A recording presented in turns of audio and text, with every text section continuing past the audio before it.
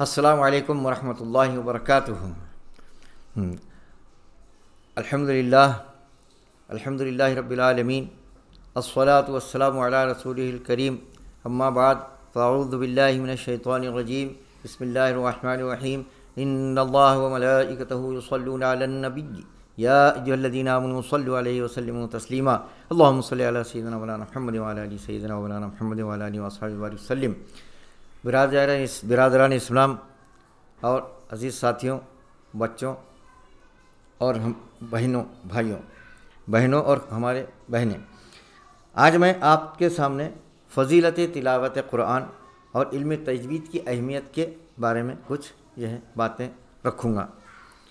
قرآن و حدیث میں فضیلت تلاوت قرآن یہ ہے، اللہ تعالیٰ قرآن مجید میں پڑھنے والوں کے لیے بہت سی بشارتیں دی ہیں اللہ تعالیٰ نے۔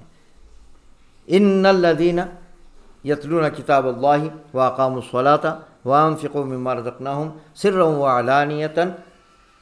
وعلانیۃ یرجون تجارۃ لن تبور لیوفیہم اجورہم وہم من فضلہ انہ غفور رحیم۔ اس کا ترجمہ یہ ہے، بے شک جو لوگ اللہ تعالیٰ کی کتاب پڑھتے ہیں اور نماز قائم رکھتے ہیں اور جو چیز اللہ نے دی ہے اس میں سے خرچ کرتے ہیں پوشیدہ اور علانیہ، ایسے لوگ امیدوار ہیں ایسے بہترین تجارت کے کہ اس میں قطعی نقصان نہیں، تاکہ اللہ تعالیٰ ان کو پورا اجر دے گا اپنے فضل سے، اس میں زیادتی کرے گا، بے شک وہ معاف کرنے والا اور قدرداں ہیں۔ تلاوت قرآن کی فضیلت پر سینکڑوں احادیث ہیں، جن میں سے چند احادیث درج کی جاتی ہیں۔ تم میں سے بہترین شخص وہ ہے جو قرآن سیکھے اور سکھائے، قرآن پڑھے اور پڑھائے۔ قرآن کا ماہر ان ملائکہ کے ساتھ ہوتا ہے جو میر منشی ہیں اور نیک کار ہیں۔ صاحب قرآن سے کہا جائے گا کہ قرآن پڑھتا جا اور جنت کے درجے چڑھتا جا، اور ٹھہر ٹھہر کر پڑھ میں تجوید کے، جیسا کہ دنیا میں پڑھتا تھا، پس تیرا مرتبہ وہی ہے جہاں آخری آیت پر پہنچے۔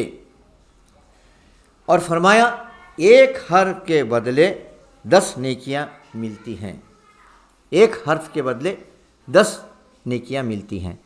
مثلا الف لام میم، یہ 3 الگ الگ حروف ہیں۔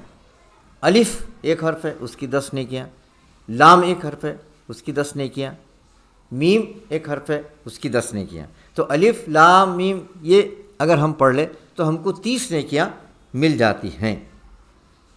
اور فرمایا حضور اکرم صلی اللہ علیہ وسلم نے، دلوں کو بھی زنگ لگتا ہے جیسا کہ لوہے کو پانی لگنے سے زنگ آ جاتا ہے، دلوں کو بھی زنگ لگتا ہے جیسے کہ لوہے کو پانی لگنے سے زنگ لگ جاتا ہے۔ پوچھا گیا حضور اکرم صلی اللہ علیہ وسلم سے کہ اس کی صفائی کی صورت کیا ہے؟ تو آپ نے فرمایا موت کو کثرت سے یاد کرنا اور تلاوت قرآن پاک کرنا۔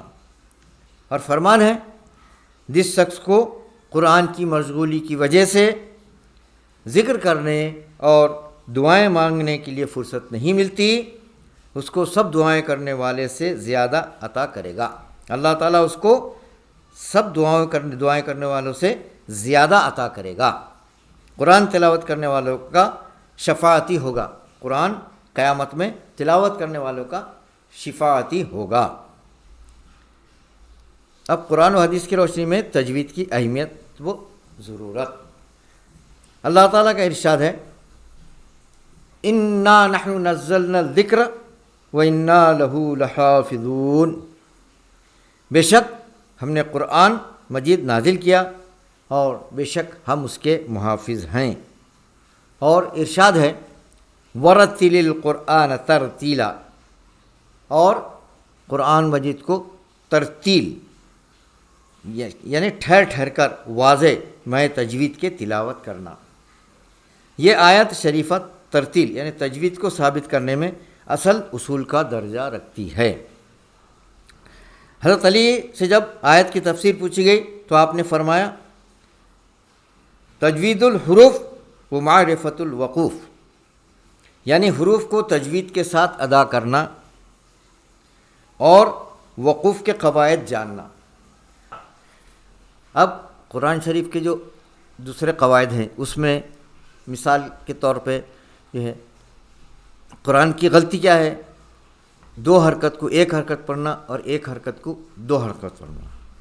اب جیسا ان کے معنی بے شک، اب اس کو ہم اگر ان نہ پڑھ دیے، تھوڑا لمبا کر دیے، تو اس کے معنی ہو جائیں گے بے شک ہم، بے شک ہم۔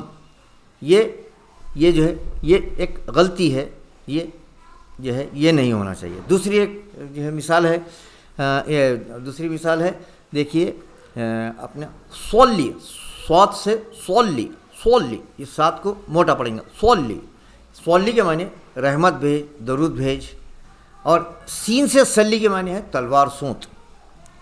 اگر ہم سولی کی جگہ سلی پڑھ دیے تو معنی بدل جائیں گے، اگر ہم سولی کی جگہ سلی پڑھ دیے تو معنی بدل جائیں گے۔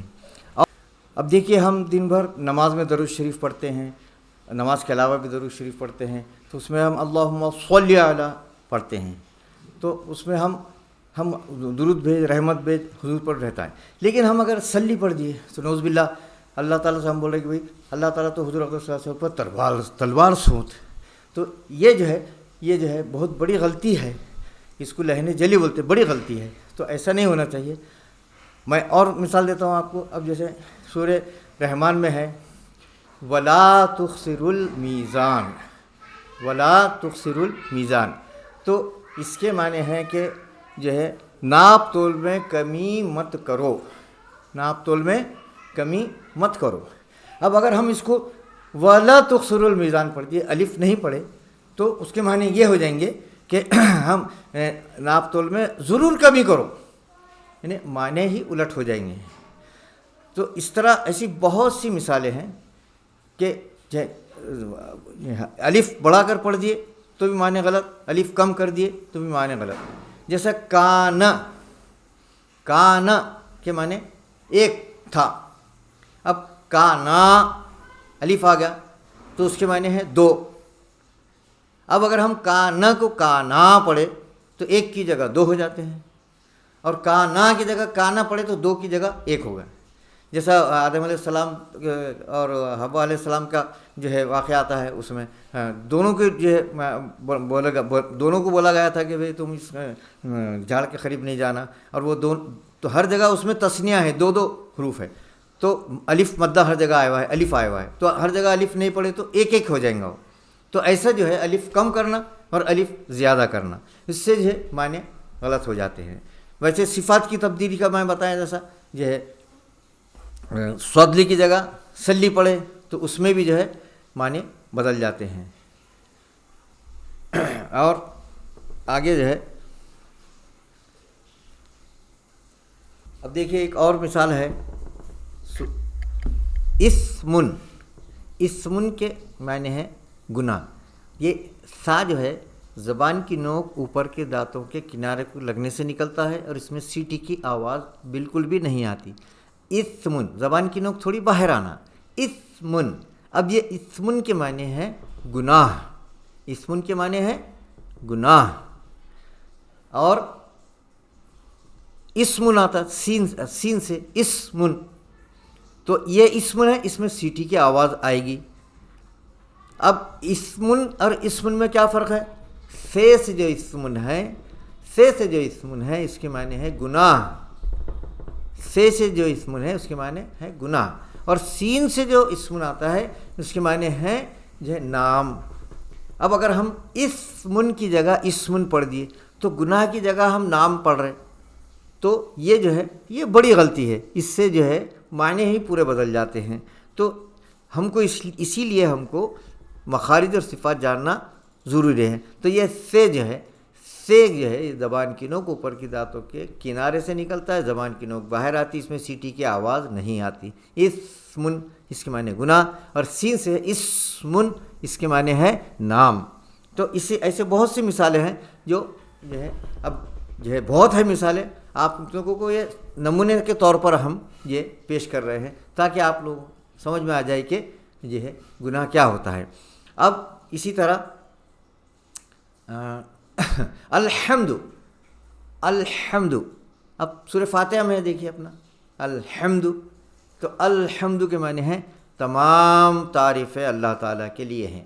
سورہ فاتحہ میں ہے، شروع میں اسٹارٹ الحمد، الحمد کے معنی ہیں تمام تعریفیں اللہ تعالیٰ کے لیے ہیں۔ اب اگر اس کی جگہ ہم دو چشمی ہے سے الحمد پڑھے، الحمد، تو یہ الحمد کے معنی ہیں، الحمد کے معنی ہے تمام تعریفیں اللہ تعالیٰ کے لیے ہیں۔ یہ یہ بیچ حلق سے نکلتا ہے اور اس کے معنی ہیں تمام تعریفیں اللہ تعالیٰ کے لیے الحمد۔ اب اسی کی جگہ اگر دو چشمی ہے سے الحمد پڑھ دیے، الحمد، تو الحمد کے معنی ہے آگ بجھانا، الحمد کے معنی ہے آگ بجھانا۔ تو اسی طرح بہت سی مثالیں ہیں جو بیان کرنے کے لیے بہت ہے، لیکن آپ کو مثال کے لیے تھوڑی بات جو ہے عام جو ہے فہم جو زبان ہے اس میں ہم نے آپ کو بتا دیا ہے۔ اب ہم جو ہے یہ چاہتے ہیں کہ آپ لوگ جو ہے اس تجوید کے جو ہے مخارج کی تبدیلی سے جو ہے فرق ہو جاتا ہے قرآن پڑھنے میں، اس کا خیال رکھیں۔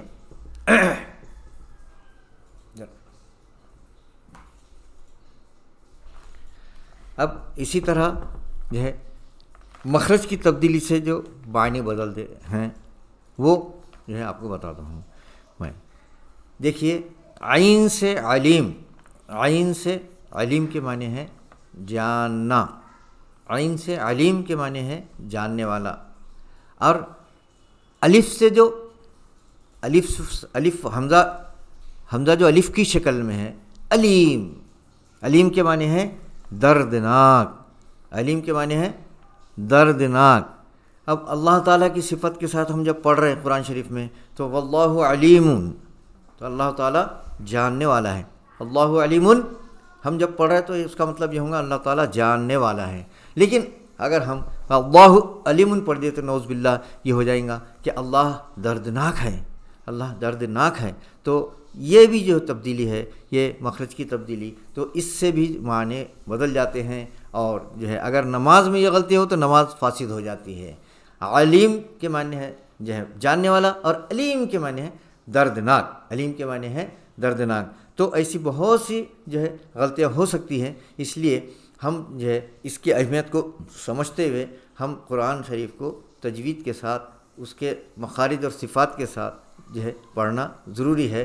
تو انشاءاللہ ہم نے یہ کوشش کر رہے ہیں، اب آج ہم نے اس کی اہمیت بتائے ہیں، قرآن کی جو ہے تجوید کی، علم تجوید کی اہمیت، قرآن کی فضیلت۔ اب انشاءاللہ تعالی ہم جو ہے کل سے جو ہے ایک کوئی نہ کوئی قاعدہ تجوید کا آپ کو جو ہے بیان کریں گے، تاکہ آپ جو ہے اس کو سمجھ سکیں اور اس پر عمل کر سکیں۔ وآخر دعوانا ان الحمد للہ رب العالمین۔